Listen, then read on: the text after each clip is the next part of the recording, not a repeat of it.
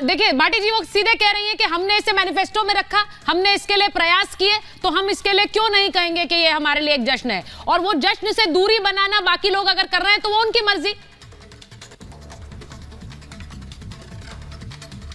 नहीं, अनिला जी की प्रसन्नता देख के मुझे बड़ी खुशी हो रही है। हम उनकी प्रसन्नता में खलल क्यों डालें? उन्हें प्रसन्नता है, उन्हें मुबारक, बधाई, शुभकामनाएं। उन्हें क्यों सर, आपको भी। ये शुभ कार्य है, इसमें रोड़ा अटकाने की कोई जरूरत ही नहीं है।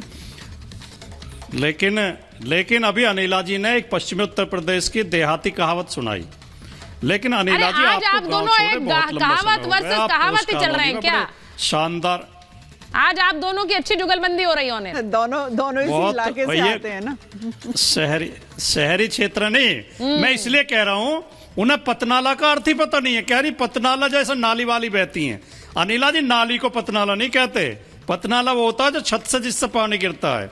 तो मैं केवल इतना सुधार करना चाह रहा हूँ। आपको कोई बात नहीं है, देहात छोड़े, गांव छोड़े, बहुत लंबा समय हो गया।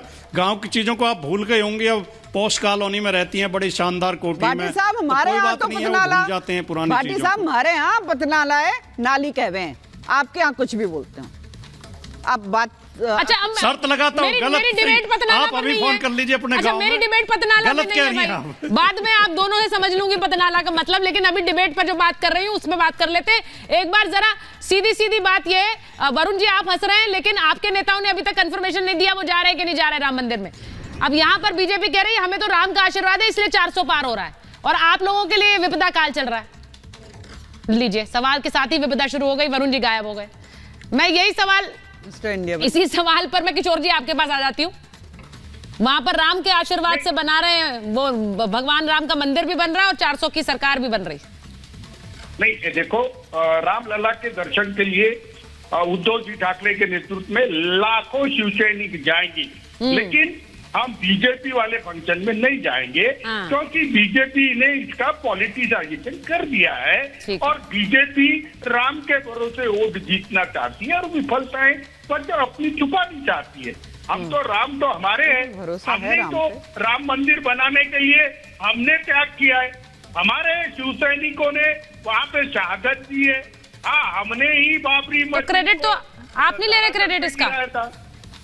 ये क्रेडिट लेना नहीं होता है कि हमारे भी शिव सैनिकों की शहादत हुई है। पढ़ने नहीं दिया जाता है, क्रेडिट लेंगे भगवान श्री राम। केवल हमारे ही बीजेपी वाले को भागते वक्त मैंने सिर्फ आपके ही, बीजेपी वाले नहीं है, सिर्फ आपके ही हैं। सिर्फ आपके शिव सैनिकों ने शहादत दी है, बीजेपी वालों ने नहीं दी है।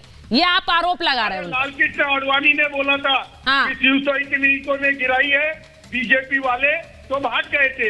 ये लाल कृष्ण आडवाणी जी ने बताया था उस वक्त, सुंदरलाल जी भंडारी जी ने प्रेस कॉन्फ्रेंस में बताया था, और बाला साहेब ठाकरे ने छाती ठोक के बोला था कि मुझे गर्व है। देखिए, बाला साहेब ठाकरे के बारे में तो एकनाथ शिंदे भी कहते हैं कि वही हमारे आदर्श हैं, लेकिन सवाल यह है कि जनता किसे असली शिवसेना मान रही है। वही लड़ाई है, वही महाराष्ट्र में भी होगी, और उसी के साथ साथ वही वर्चस्व की लड़ाई पूरे देश में देखने को मिलेगी। मेरे पास समय नहीं है सर, मुझे कहा जा रहा है समय नहीं है मेरे पास। मैं बस ये कहूंगी कि भगवान राम का आशीर्वाद सब पर बना रहे, जीत हार तो आती रहेगी, आशीर्वाद बना रहे सब पर। बहुत बहुत धन्यवाद आप।